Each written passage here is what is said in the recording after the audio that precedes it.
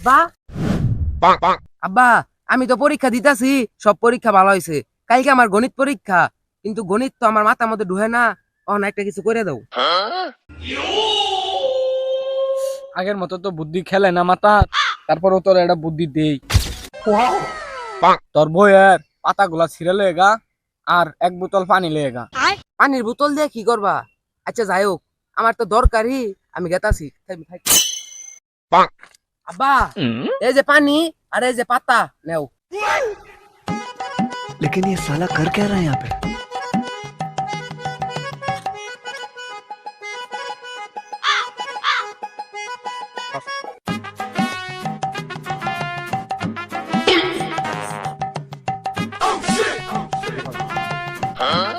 একবারে পানির লগে পরা মিশাইয়া খাওয়াই দিলাম, ওহন আর মনে হারা গেত না বুঝছ।